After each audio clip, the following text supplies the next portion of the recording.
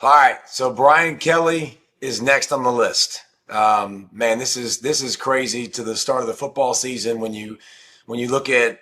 We've already talked about the job openings, but like think about some of the schools that are open. Like we saw Florida obviously open with Billy Napier. You saw Penn State open. This is the most firings before November in the history of college football. The buyouts and the money that's being thrown around is absolutely nuts. And so I don't want to hear about money and teams not having money. So the LSU job, to me, this job goes right to the top of the list. And like it's not a rebuild at LSU. And the expectation. Now, listen, I think that comes with good and that comes with bad because the expectation at LSU when you get hired is just like when Brian Kelly got hired. The last three coaches won national championships. Like Ed Orgeron did that. Les Miles did that. Nick Saban did that. The state of Louisiana, the pride, the high school football. Now, that world has changed, obviously, but this is not a good job. This is a great job. But you have to be great. And you can't just be an average coach. You can't be somewhat good. If you don't win championships, your tenure will be a failure. And Kelly, most what he's going to be known for is when you look at Brian Kelly is weirdness, right? Like it was a weird fit. Now, listen, if you win, the fit works. If you win, it doesn't matter. Les Miles won, he was chewing grass and it was okay, right? Like that was fine. But you have to win consistently. You have to win at a big time level. Brian Kelly and the coordinators, I think, was something that really went wrong. Like Mike Dimbrock was there, who's an elite OC, who left and obviously went back to Notre Dame after a little while being with Brian Kelly. Like Bob Diaco went to be a head coach who was there with him for a long time. Like one of Brian Kelly's secret sauce over the years was having great coordinators, a la the team that just beat him, like senseless. Mike Elko, former DC, right? And then, okay, how about the guy the week before, Clark Lee, the Vanderbilt head coach, another former Brian Kelly assistant. So he's always been really, really good at that. How about Tony Moffitt, who got fired from LSU by Brian Kelly, longtime strength coach who won 3 national championships. He went to A&M. So the staff hires when he came in, the way it was handled, the Southern accent, the recruiting pictures, like all of it, man, it just didn't fit. It didn't work. Now, if he'd have won again, everybody would have forgotten all of that and it wouldn't have mattered. But Brian Kelly's a good football coach. He always has been. I think the misses in the assistant coaches is what ultimately got him fired. Finally get the defense working a little bit. The timing didn't work well because you had Jaden Daniels at superstar level, offense at a superstar level. Then you had Nuss doing it. And like, it just didn't fit together at any point in time with the history. And Brian Kelly's personality didn't fit. Like older, from up north, not a Cajun type of guy. So let's now spin it to who's next. And I don't know, Lane Kiffin, I think it's going to be very hard to say no to this job. Like, I know Lane's happy, and I said I didn't think he would leave for Florida because he's happy. He's got everything he wants. Now, this is a different animal. Like, this is a tailor-made job with swag. You've got to have dudes with swag. You got to have an edge about you. Lane Kiffin's got an edge, right?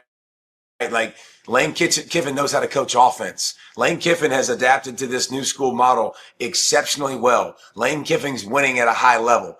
I think it's going to be really hard for Lane to say no to LSU. And I would make it abundantly clear. And I would make it harder for him to say no. I would throw a lot of zeros in his direction. And I'm going to make Lane say no. I'm absolutely going to make him say no. And I think once you get past that point, I think it gets interesting because we're going to go for the names now, or we're going to go for the guys that have connections. And Joe Brady's a guy that has connections. You remember that offense, right? Like the offense that just scored again, that never got stopped with Joe Burrow and Jamar Chase and Justin Jefferson that won a national championship. Well, he was the architect. He was the guy. He's went to the NFL. He's with the Buffalo Bills now as an OC. He's got that LSU swag to him too, an offensive coach that knows how to draw up football plays, obviously at a really elite level, a high level.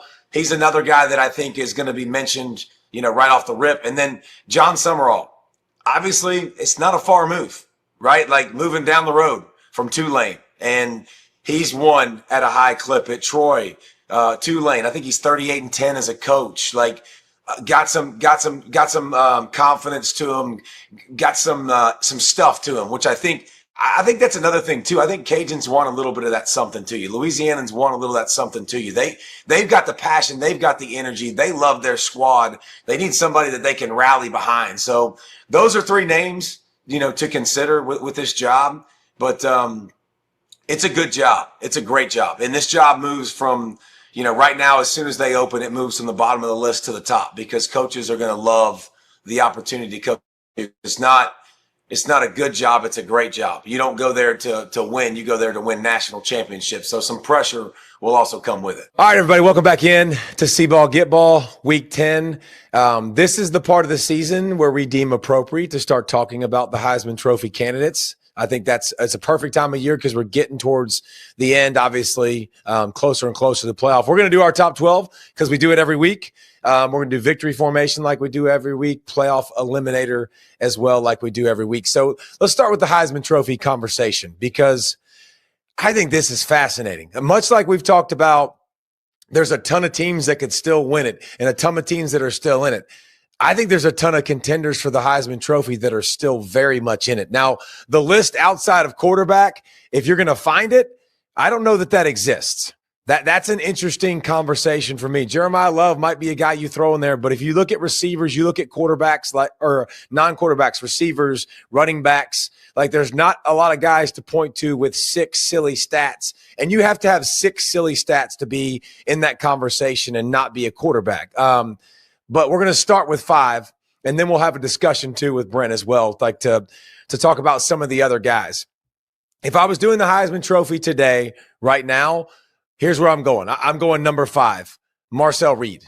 He's got almost 2,000 yards passing, 17 touchdowns, 6 interceptions. He's kicked in 350 on the ground and 6 more touchdowns. And he just had his most impressive performance where he went up and down the field and did everything he wanted to do against LSU. So I think the floor is there. The ceiling could be much higher for Marcel Reed. Number 4, Haynes King, Mr. Do-It-All. Yeah, like unbelievable job again, throwing the ball exceptionally well. He was like 81% last week. Numbers are not near as high passing. He's only got 1,480 yards passing, 7 touchdowns, only 1 interception. His team's undefeated, which is going to matter, but 651 on the ground and 12 more touchdowns. Those count. Like those have to be in the conversation. So Haynes King is at 4. Number 3, this might be a bit of a surprise for some people.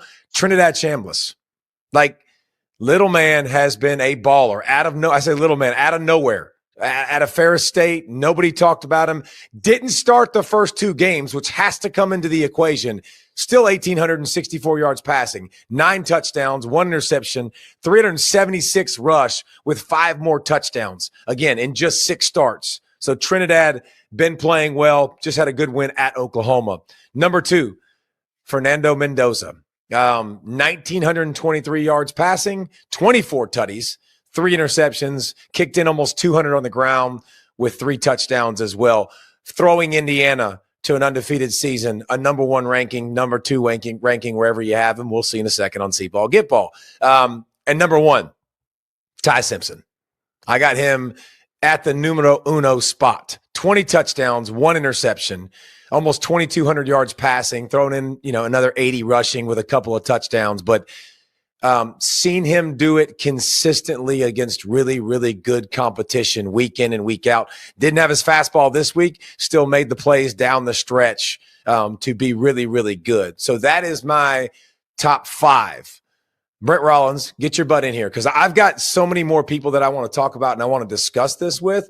But like the top 5, who would you have maybe in there or who would you have out, or did you kind of like it? I actually don't see anything wrong with it.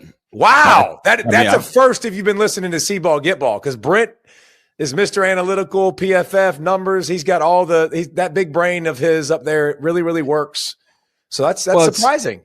It's also because in terms of impact, the 5 guys that you listed have had basically the biggest individual impact because you said non-quarterbacks. Jeremiah Smith and Carnell Tate, like they have the biggest potential, biggest impact on the game, but their stats and like they kind of cannibalize each other in a way. Julian Sayin is obviously the beneficiary of that there. So, but and Jeremiah Smith, like gosh dang, both of them. And that's the thing. Ohio State fans, don't get upset. Like I have Julian Sayin just outside. I have him at 6. But again, Tate's numbers are so good. Smith gets so much attention. You know that a lot of those will get split on how they decide. He's still got 1,900 yards, 18 touchdowns, 3 interceptions. He's been great. But like, yes. And here's the thing about moving forward with all of these guys. Where are the Heisman moments? That's what wins Heisman trophies. Like down the stretch, who's going to play in these big games? Like another guy I got on the list off to the side, Dante Moore. Is he going to have another opportunity? Like he's got 1,772 yards, 19 touchdowns, 4 interceptions. He's kicked in 131 on the ground. He's been really, really good. When's his next opportunity? Maybe against Washington, who's ranked at the end of the season? I would actually argue that based on the list that you have put up there, he has the most opportunities. And because they've got USC and Washington to finish. Yep. And those games might be, and even Iowa is going to be, I think, a tough game for Oregon because Iowa's going to be coming off a bye. But like, I think there's a lot of opportunity for Dante Moore to put himself in there, especially if he goes and wins those 2 games late in the season. Well, here's one thing too. Now let's talk to all the fans because making this list, putting this together, I think a lot of people immediately put Diego Pavia towards the top. I have no problem with it. It's your list. If you want to put him towards the top, Diego Pavia is a stud. He's a star. He's carrying Vanderbilt. But I think that one thing to pay attention to, just like last week, he barely had over 100 yards passing, 0 touchdowns. He hasn't thrown for over 200 yards in an SEC game. They're winning. That's all that matters. He's a big reason. His mindset and the way he has brought belief and the chip on his shoulder to that team, you could say is better than all the stats. And probably a majority of the reason why they're there, Pavia still has more opportunities up ahead to splash, to sizzle, to get people in there. He's got 1,700 yards passing. He's got 15 touchdowns, 5 interceptions. He's kicked in another 450 on the ground. 5 rushing touchdowns. So he's very much in this mix. So Vanderbilt fans, don't get upset. He's in the conversation. He should be in the conversation. Here's a couple other guys I got in the conversation. Like, how about Gunnar Stockton? I got Gunnar Stockton in this conversation for a couple reasons. Now, his stats don't do as much justice, especially throwing the football. He's got 1,553 yards. He's got 10 touchdowns. He's got 1 interception. But he's got almost 300 on the ground, and he's got 7 touchdowns that you kick into there. So he's kind of I kind of equate him to Haynes King, but Haynes King's better. Like he does it at a higher level on the ground, at a higher level passing right now. So like I would argue, and this is my take. I don't think Haynes King has around him what Gunnar Stockton has around him. No, I don't think he has the talent. So I think Haynes King stirs that drink. Here's another thing too. Let's talk about people on this list that has had Heisman moments. I feel like Ty Simpson has had a bunch of moments, man. If you've been watching, that's why he's number 1 for me. Mendoza, he's had some moments, man. At Oregon was a big moment to go succeed, to go throw his way there. Trinidad Chambliss just went on the road at Oklahoma against the number 1 defense in the country statistically and had a field day. And out-mateered Mateer, right? Like that, to me, that matters. Haynes King, doing what he's done. Now, he hasn't done it against elite competition yet, but here's what I see down the road. He's got Georgia down the road. He's got a possible ACC championship game. Like, he's got some opportunities. Marcel Reed, obviously, coming off of that opportunity. Like, Gunnar Stockton, Tennessee game. That was a moment. Like, against Ole Miss, scoring every single possession when your team needed it. Those are moments that matter to me. Like that's what I'm interested to see. Like it's who's going to be on this list. People look at the stats. People are going to care about that. And people are going to wait till championship weekend. And if it's championship weekend, who's playing at that time, I think will go a long way in deciding who wins the Heisman Trophy. Yeah, the game, the clean old-fashioned hate game, Georgia and Georgia Tech. Isn't that might crazy? Be whoever statistically plays better and wins that game, that might be a seat at the table kind of game. Starting defense, place at the table. If you don't know that reference, you can't tell me you grew up like a diehard football fan. No, I agree. Come on. Back to Pavia, though. He hasn't played his best in the biggest games. No. Like, we talked about he made a few plays against Missouri, but it was mainly the defense that carried the day and the big running play.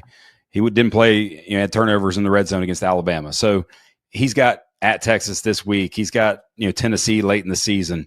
The only name that I wrote down, there's actually two names that I wrote down in terms of that are off the radar that could kind of pop up here on the radar because of opportunity, are Joey Aguilar at Tennessee, because they've got Oklahoma this week. They've got Vandy, and they went out. They're a playoff team, I think.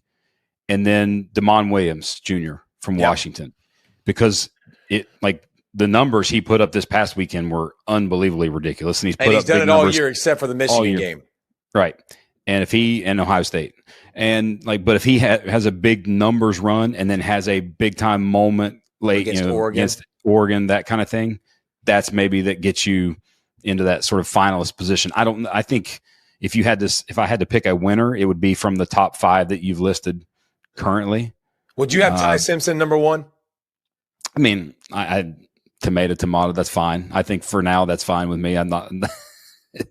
I always like more and more, see more and more, but I think I don't see anything wrong with putting him at number 1 at this point. I don't see how you don't have Ty Simpson number 1. I think we could argue all of the rest, but what you've seen Ty Simpson do with those 4 ranked opponents in a row, and the way you've seen him execute in critical junctures, doing it, running it, doing it, throwing it, doing as the leader of the team, going into Athens and ending that 33-game win streak. I don't know what else you need to see from Ty Simpson. To me, him and Mendoza, those two. To me, he's the clear front runner. They have that big road win, that sort of moment, along with the stats part of it. So next, you can kind of probably get to your top 12, because before you get to the top 12, I honestly thought all along we were just doing rankings. Because when we talked last week about this, I was like, why not BYU over Georgia Tech, as opposed to doing it in a bracket? Another admission here. I actually have you on mute on Twitter, so I don't see your opinions, thoughts, things like that. Or just because you're tired of me? No, because I want to come in here not knowing exactly what you're going to say and all that sort of stuff. So I didn't really realize it was put up there as a bracket.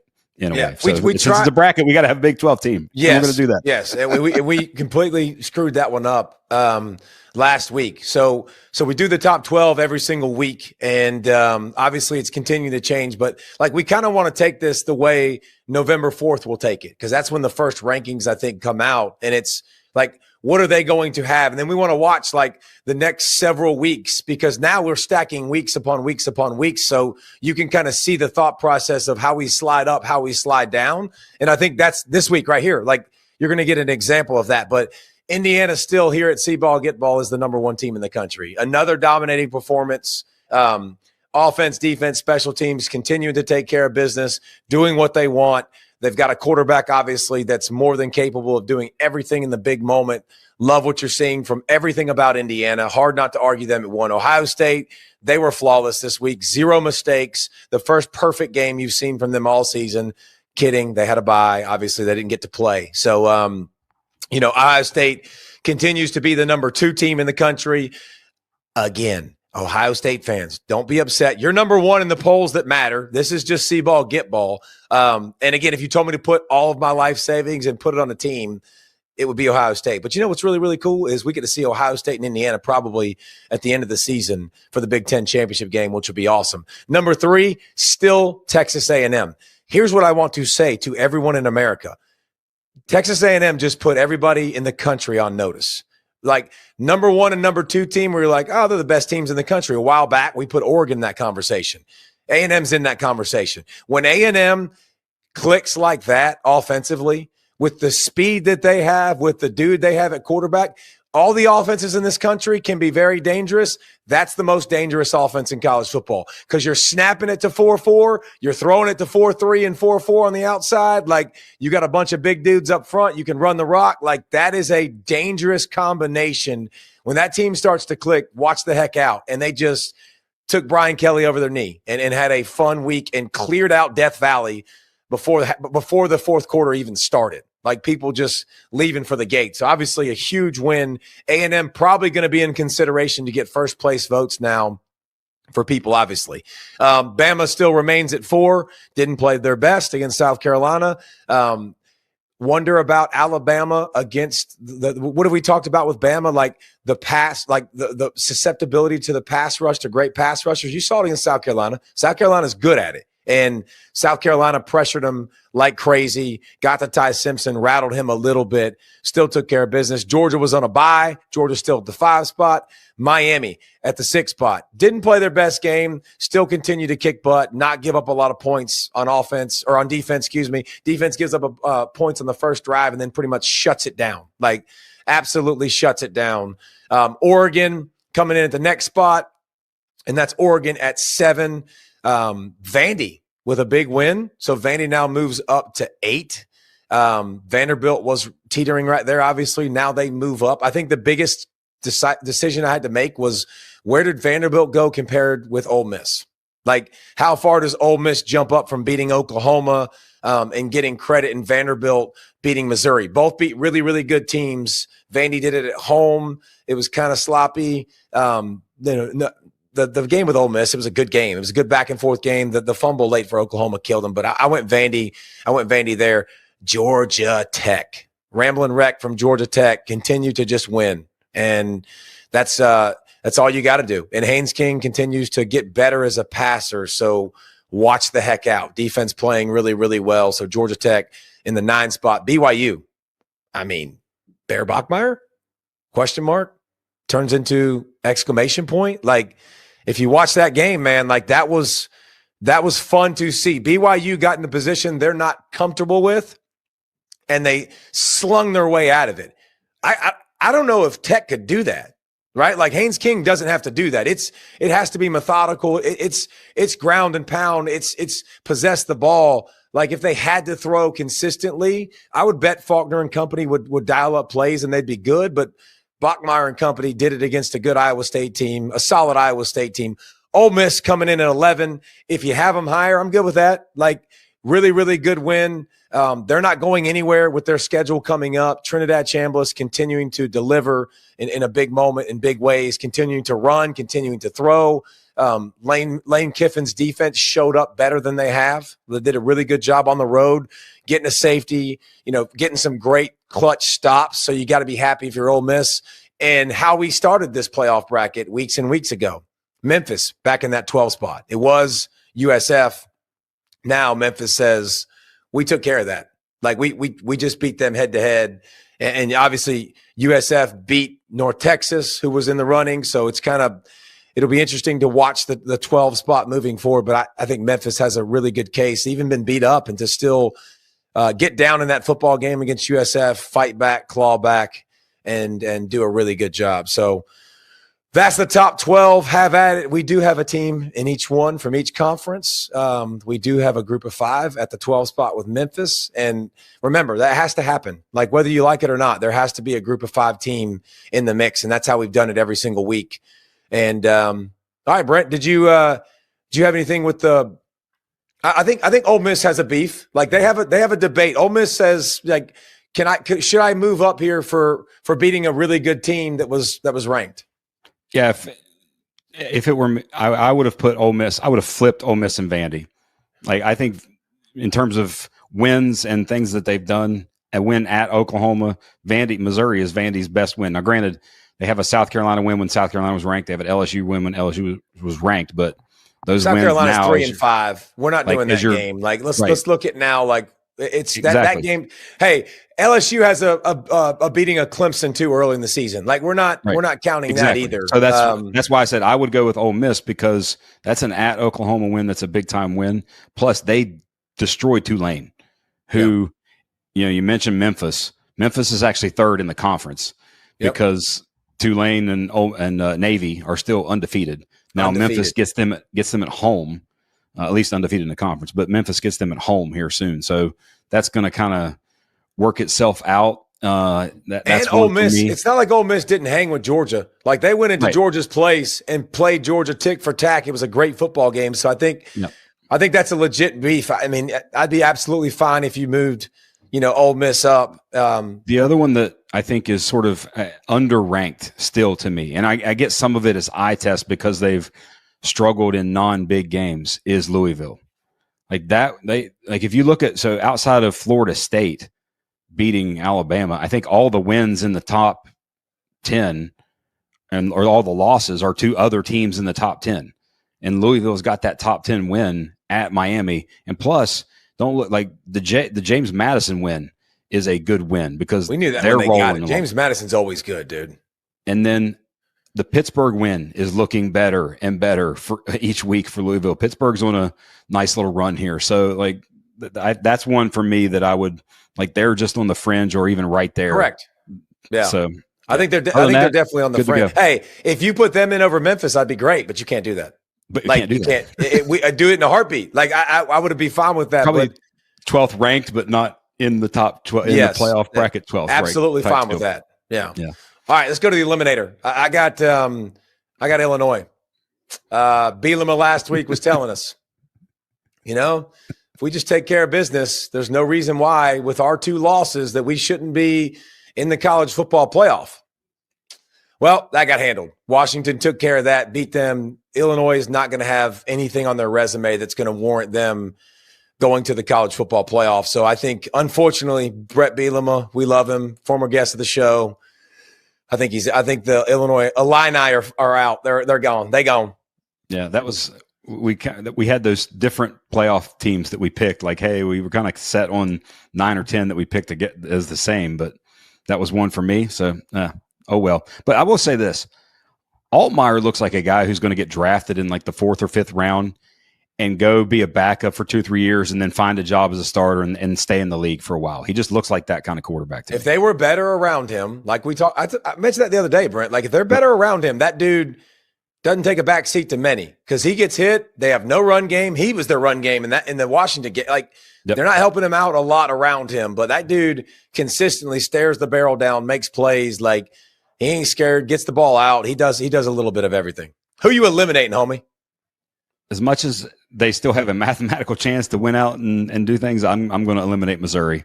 Yeah. Unfortunately, now, like I said, the true freshman Zollers kid, he looked like he wasn't scared. He was fine, wasn't afraid in the pocket, wasn't a one read and check down kind of kid. But yeah, you're down to your 3rd quarterback and you got to run a gauntlet last 4. So yeah, I think Missouri is going to be. Can they finish 9-3? I mean, maybe I'm not. Same reason I eliminated LSU after last week too. I didn't see it. There's no way they're running that table. I'm with you on Missouri. I don't think they're running the table. So I think that's a good one. I unfortunately, Mizzou fans, I think it's coming to an end. Yep. Yeah. So that's who we eliminate this week. Now we go to the beautiful segment where Brent gets to nerd out with the numbers don't lie and PFF, and he's worked there for years. And you got the promo code too. What's the promo code? Get ball 25. Get ball 25. Like all these numbers, it's amazing. If you really love and really just want to dive into the game and take the time to do it, you can get lost in all the stuff that exists. Like I was speaking from experience. Yeah, like I was looking last week. He literally took me through this on the kitchen table one day, and it was like, all right, so watch, you can do this, like under 2.2 seconds of throwing the football. And so like, this is how you can get to the first read. I'm like, okay, Brent, my head hurts. Like I can't do all this, but I'm glad you know how to do every bit of it. As for example, I was looking at Zachariah Branch and how well he's been doing against man coverage and things like that for Georgia. But as an aside, one number that's always in there is you can see missed tackles forced. And you mentioned it on the Saturday night show. Hey, I wonder how many missed tackles that LaNorris Sellers forced. It was 10. I think I said 1,000. Minus a couple zeros. It was 10 that he forced against Alabama. But that's the 4th time he's done it in double digits. And that last year when he was like Superman against Clemson was 15. So I think it was 15 on the last touchdown run. I think he shrugged off 15 people on that one run, but he's an absolute super freak. And LaNorris Sellers is a good example of like the team invested in him and he is getting well compensated, but like the pieces around him is not, it's hard for him to be very successful and carry the group because it's honestly just, it's not strong enough around him to give him a run game, to give him pass protection for receivers and all the components. But LaNorris Sellers, when it comes to a talent standpoint, he doesn't take a backseat talent-wise to many people. No, and that's like we talked in the offseason about, hey, look at all the NFL guys they lost and all the NFL guys that were highly drafted. They were on that team a season ago. Turns out when you lose a lot of talent, it's harder to be just as good the next season. That's weird. Just shocker. All right, so we do this. We look forward. We look at the games that are upcoming this week. So the first one, ranked game, Oklahoma at Tennessee. I think this is a playoff elimination game. Yep. Whoever loses this game now has 3 losses. Joey Aguilar against Kentucky, and I mentioned him in our Heisman discussion. His first run, and when PFF, they do all sorts of reviews. It's a machine in terms of the process, and there's usually 15 people that look at one game in various portions. His first run passing grade, 93.1, would be the highest of the Heupel era. Best single game passing grade of the Heupel era. Because on 20 yards over 20, throws over 20 yards. I mixed that up. Throws over 20 yards, 7 of 7 for 287 yards, 3 touchdowns, 99.9 passing grade, basically perfect. Why wasn't he 100? It never goes to 100. It's bull crap. Whatever. It never goes to 100. But I mean, he was almost 20 yards of completion in the game. Like some of the stuff they're doing now in the passing game, and now Oklahoma, after that loss against Ole Miss, has to bounce back and figure out that and go to Knoxville. Hey, Joey Aguilar is another guy that, man, his numbers are pretty silly. Like if Tennessee puts something together, like you said, he's a guy to look out for, because he's definitely got. I mean, he's you look at the SEC rankings, he's going to be up there in almost all the categories. So we talked about the Georgia Tech game potentially being who maybe gets the Heisman seat.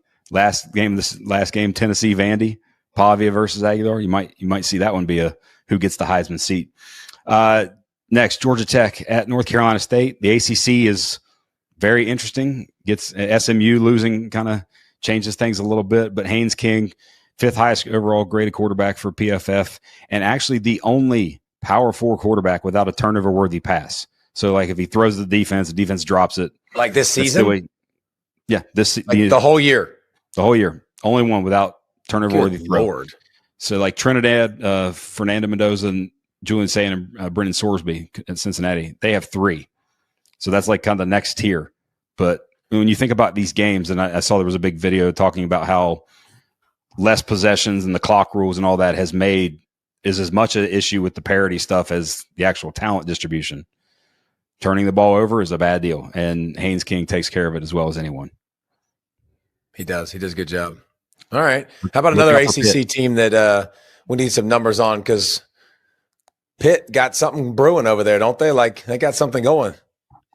Well, Mason Heinschel, God bless he hasn't, from a grading perspective, but since he's taken over, 4-game win streak, he's almost at 1,200 yards, 9 touchdowns. He's added a rushing touchdown. They're averaging 40 points a game. And have you seen their schedule at the end of the year? The last 3 games. So they get Stanford this week. So that's why I brought it up. But after this, they have a bye, and then they finish with Notre Dame, Georgia Tech, and Miami. In terms of teams that might spoil a lot of playoff hopes, Pitt, spoiler alert, Pitt baby. is spoiler alert big time. They're going to get one of them. They're going to get one of them. Okay, one of the 3. Pitt will get it. Pitt will get one of them. Pitt is. Yeah, write it down. Pitt's Narduzzi's just finds a way, man. Listen, they should have beat Louisville. They gave that game away. They're not a bad football team. And every year, Narduzzi maximizes what he has. He's a great freaking coach, man. He's a great coach. And just like with Mason, he just finds guys too. Who's that guy? Who's that guy? What the heck? And he's a football coach, man. He's a freaking football coach. I could say that, when you talk about all the coaching issues and, Sark, the whole thing about Sark and all these jobs that might open. It's you think about the NFL, 32 jobs, when all these, 7 or 8 of them get fired at the end of the year every year. They go hire this coordinator. They go hire maybe an old guy who was a head coach that was out for a year. In college, it's the actual people that you can hire in the list. You're going to a lot of guys maybe who potentially have never worked as a head coach that might get that. And you got all these guys that like Narduzzi that are just a great ball coach. Maybe if they had the resources, maybe Penn State should give him a call. Who knows? All right. Big 12. College game day going to the Big 12 this week. I saw the Cincinnati-Utah matchup, Brendan Sorsby. I know I didn't stay up for it, but Utah, what they did to Colorado I was this watching weekend. It was a big bad bully in an alley and with a little tiny cat. It was 587 yards to 140 yards in the game. It was 43 zip at half. It was ugly. And that was without Devin Dampiers because the true frost, Bird Ficklin, 291 yards, 3 touchdowns. I looked and sort of mathematically, 7 teams can still make the Big 12 championship game. And that doesn't include Arizona State. No, I didn't include them in it because of the losses that they now have to Houston. Houston, like the way their schedule is. Like you lost to Houston, your tiebreakers are screwed. You're not good with tiebreakers. Like TCU even. TCU plays all the teams that are above them. And if they win out, they're in Kansas State. Because that's why it's the most fun conference to watch every single year. Like people that don't appreciate the Big 12, you're not watching football. And we've said this the whole year, man. Like it's just all the games are fun. They're cool. There's always a chance that something crazy could happen. All right. USC at Nebraska. One of these teams is kind of hanging on for dear life. This was actually supposed to be an amazing weekend in the Big Ten. Penn State kind of changed that because Ohio State, Penn State this week is now a matchup of who knows how big of a point differential that one is. But my question for this is because I wanted to look at this because PFF, if you go to their website, they have a power rankings, and a lot of it's grade based. It's all using all the data to put this in. The Big Ten has, in terms of top 3 to get a chance to make the playoffs. Obviously, Ohio State at 1, 98% chance to make the playoff. Indiana 2, and then Oregon 3. Who do you think is the 4th in the PFF power rankings? The potential shot our to make the daggum Northwestern squad lost. That sucks. Because USC's 23rd, in terms of rank and things like that. I mean, I would assume USC, but because of that, I'm assuming it's like Nebraska or something. So it's not Nebraska, not USC. It is Iowa. 34% chance that the PFF power rankings. Now, a lot of that I think is based on run block grade. Like Gronowski's not had over 200 yards throwing. It doesn't matter. A animal. He's also tied for the nation, I think, in like touchdown runs. Like the dude, Gronowski's been good, man. Like in Iowa, I think they scored every possible way last week. Like every single way you could score. Like special teams, offense, defense, running, throwing. Like every single bit of it. Like listen, if you're an Iowa fan, like this group's been really, really good. Like Gronowski getting hurt cost them a game. Probably. Like they 100% did. It cost them. They would have beat Indiana, and this is a totally different conversation. Like if Gronowski didn't get hurt, watching that game, I saw them. I thought they would have beat Indiana. Like I'm just telling you, I thought they would have.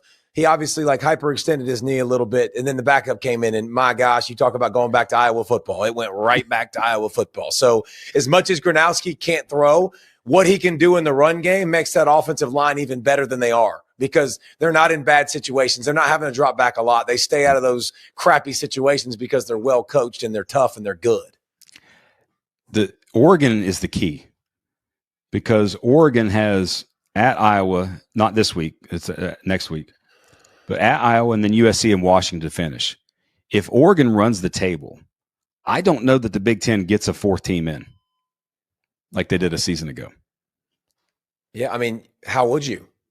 I just don't think the USC USC and Washington. USC and Washington, and the Oregon's going to take obviously the pound of flesh, and then you got USC who lost to Notre Dame. So I mean they've already got enough losses too, but the loss to Illinois really kills USC, man. And yes. If we were taking everything to account, like they were missing a bunch of guys they didn't need to be missing. Like that mattered. Like it mattered in the football game. Like I hope they take into account some of that stuff, but just take it in your own hands. Like, and Lincoln Riley and company have had a great season. They're recruiting well. Like Maiyava's been fun to watch, dude. He's such a strange bird to watch because the gait looks strange, doesn't it? Like it's like Mr.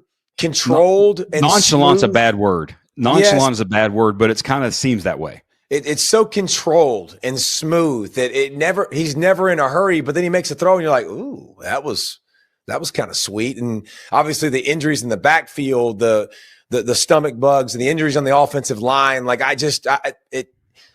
what could have been for USC probably for this season, they're probably going to be, on the outside looking in, but they're not out of it by any stretch. No. They've got Oregon. Oregon didn't play great last week. I'm interested to see them continue to play because 21-7 against Wisconsin.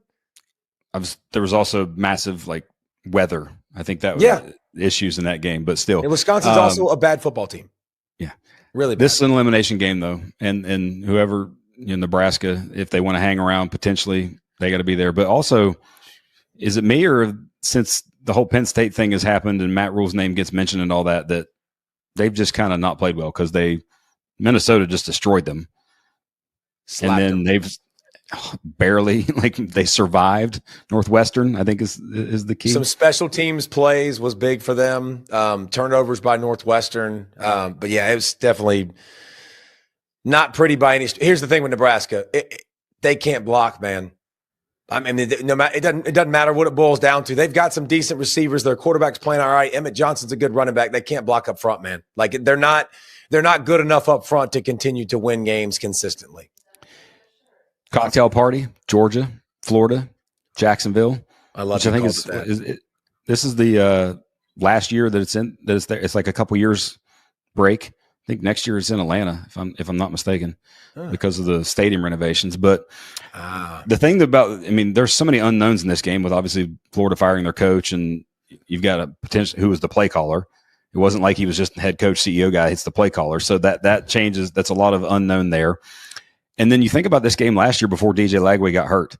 Florida was up 10-3 with the ball. It was 5 minutes ago in the second quarter. Now they somehow even had it. It was a 20-20 game in the fourth quarter, but historically, this game is just a kind of unknown. So I just wanted to ask you, though, biggest positive memory for you in this rivalry? Well, there's not many. Just my senior year, because we lost the 3 years before that. Just the senior year, just taking care of business and winning was straight jubilation, because the building for that rivalry every week with Coach Rick and company, the booty holes were so tight, it was ridiculous. It was the rivalry. Spurrier was taking shots at everybody, and it wasn't good. There wasn't a lot to, but it's so cool, man, because the stadium being half one color, half the other, the field's always loud. There's so many things that go into it. And this year in particular, if I'm Georgia, I'm very grateful I had 2 weeks, because I can look at all these different play callers and these different guys that are making decisions now for Florida and watch some of their backgrounds, study some of their tape, because you want to know what they do. And on a short week, that's kind of hard to find. So what have they done in the past at their different stops when so-and-so was calling plays and so-and-so was calling plays? And I think it helps you kind of get ready. And then at Georgia, I'm interested to watch their defense, because I would have used the 2 weeks to get to start to become more creative. I just think they have to. And it's a new era with them, and just to get stops and to do things maybe a little bit differently and find new ways to tweak things and new formations or new substitutions, new guys, new everything you can, because they're looking for a combination that works, because so far defensively, obviously, it's been a disappointment to their standards. Past years, it was first and second down really that killed them. That teams got explosives on. This year, they can't get off the field on third down defensively. But I think overall, it's maybe not as bad as it is, or as you think it might be. It's not that kind of thing. But yes, finding ways and finding what you do well, and finding who does those simple things well. Yeah, that's what you do in the bye week. A lot of self-assessment. And then we got the rank game. We got Pavia versus maybe the backup. I don't know. Yeah. We got Arch Manning, who got hurt there. He didn't look good. He walked off the field like a boxer that had been TKO'd and got up and was wobbly legged. I mean, I don't say that joyfully. I'm just saying he looked like a guy that he really, really struggled. He played good though. I mean, he got him back in the football game, obviously with 24 unanswered points, and he did a good job. And the offense kind of came alive, and Wingo was like, hey, Wingo, there he is. That guy's good. The run game, got a little balance. They protected him, and the defense kept getting stop after stop after stop late. It looked like it took a little while to adjust to not having Taft. They've had him in the back end the whole time. He's an All-American for a reason, superstar. They got diced up, and then it was like, all right, let's settle down a little bit. They got settled and got some stops, and they did what they needed to do. Obviously, it was ugly though. That was his best true road game that he's had in terms of at least PFF grading. It was 78.9 overall first run grade. And then thinking to Missouri, you mentioned with Pavia, and we talked about how he kind of hasn't really played his best in these bigger games. Missouri's defense actually did a really good job on him and keeping him in the pocket. Anytime he was escaping the pocket, their speed, their defensive line speed was right there. And now you play a team with a whole lot of speed on defense. And Anthony Hill just had a game where he had 9 quarterback pressures, including 2 sacks on just 18 pass rush snaps. So I think Anthony Hill and Diego Pavia are going to get to know each other a little bit this week. It's 100%. It's 100% that. Like Diego, the difference was there was 3 or 4 linemen that could catch him, which is not normal. And like when you have that, obviously his ability to create and play backyard football, it becomes negated a little bit. And he definitely, didn't play his best ball, but credit to Missouri defense. Thank God you don't play those guys every week, right? Like that's the whole point. You don't want to play teams like that all the time. So that's going to be such a fun game though, because him and his personality and just their team and the success that they're having at Texas, who, their coach was discussed as potentially wanting to go to the NFL, and then he got really mad about said report. He got pissed after the game. He was pissed. If he could talk to that one person. I like that. I like that. Like if people are going to put their reports out there that you don't agree with, but I would also love for you to say that there's no validity to it. Yeah, he just didn't mention that. Just listen to when people do that. Like a lot of people get very defensive for a reason. They're like, "How dare you do that?" I'm not denying it though. Like I didn't say that it wouldn't happen. And that's the thing. Like if you want to know when somebody's like really serious and not leaving somewhere, it's when they come out right away and they're like, listen, there's no truth to these rumors. When people ignore them or find ways to kind of work around them, a la Matt Rule did the same thing at Nebraska, kind of worked around it a little bit. Like, but I say something that bites, so everybody picks up that sound and kind of leaves me alone. You know what I'm saying? Like, all right, they tried that and just realize I'll bite you. You come snip at me, like I'll bite you. So this has not been a good season for Texas. But here's the thing: it's ugly. They're going on the road and they're continuing to find ways to win. So Texas fans, you got to like the grit and determination of your squad, man. When they can play bad and still win, it says something. Like the belief to be down that 17 in the fourth quarter, like. And continue, and you haven't played offensive football worth a crap for most of the whole season. And the belief that you have that you can put it together, and then Arch gets knocked out in OT, and your backup comes in and just immediately throws a touchdown. Your defense gets a stop, and you win. Like there's something to that, man, that you got to be proud of. Matthew Caldwell is his name. He was at Troy last year. He had, I think, 13 touchdowns, 8 picks, 62 passing grade at Troy last year. He's 8 of 11 for 85 yards.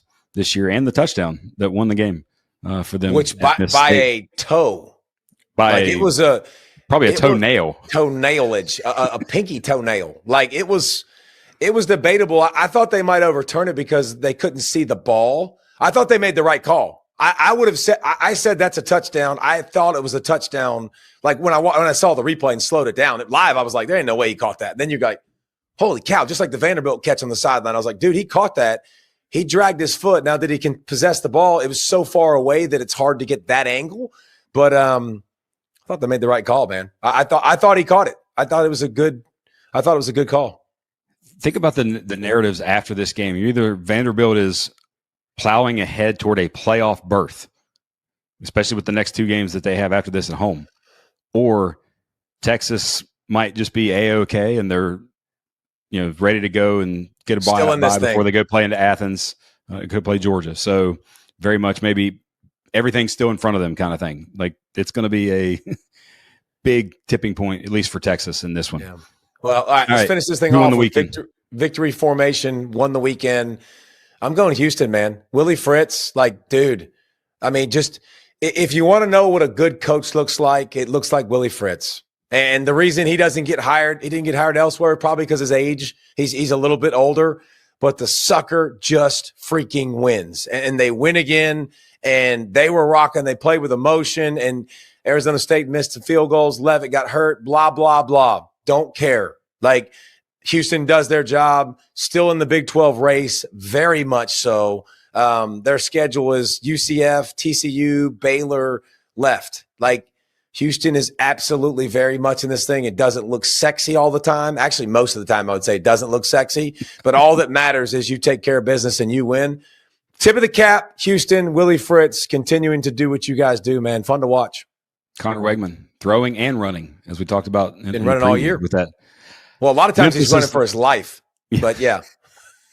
They don't protect him the greatest up front. Not their greatest. No. Speaking of running, the 2-point play, Brendan Lewis from Memphis, the stretch. Like if he had yours or my arm length, I don't think he gets there. No, but he's got longer arms than us, and made that 2-point play. To me, Memphis won the weekend because that sets them up to take it. Now, granted, they still have Tulane, they still have Navy. It's not easy to win the American this year, but that win is big time for them. And the fact that like all the new players that they have, and that you just lost to UAB. It wasn't like they just lost a tough game. They lost to UAB. So to rebound from that, to get that win against South Florida, that to me, Memphis, because right now they're in the C-ball get ball playoff bracket. So yeah, baby, that's worth something. A little bit of something. I don't know how to say 12 in Spanish. What is it? Diez, once, doce? I have no idea either. I think it's doce. Either way, I was impressed with Memphis's the way they overcome. And man, they got a bunch of backs they just hand the ball to, and they run angry and break tackles. Like it's not like it's always blocked up perfectly. I mean, they play with passion. Like they play with some good energy and run with some good anger. Like I'm all for that life. But no, like 80-something new players too. Well, and their entire team is basically new. Well, and that's the thing about the group of 5 teams. It's a lot of that now for them. Like because they're getting plucked like crazy with all the guys with experience, and so they're having to go find new guys with a new recruiting class, and all the G5s are like that except for the service academies, because very few of them leave, right? Like it's a different culture. So it's still anybody's game for the group of 5 and who that's going to be, which will be fun to watch. But shoot, there's a lot in the playoff bracket that we talked about too, to still go on and to get more clarity. We'll talk about it more this week. We got plenty more this week, man. We'll do the picks. We'll do Something's Brewing. We'll have a guest, obviously, continue to have people on to talk about the game, because this is what we love to do. And college football is waning, man. We got to hold on, man. It's going away way too quickly. The season is already at week 10. So we appreciate you guys. Huh? It's just getting good. It's just getting good now. I mean, it's been dialing in. It's been good. It's so good. Appreciate y'all.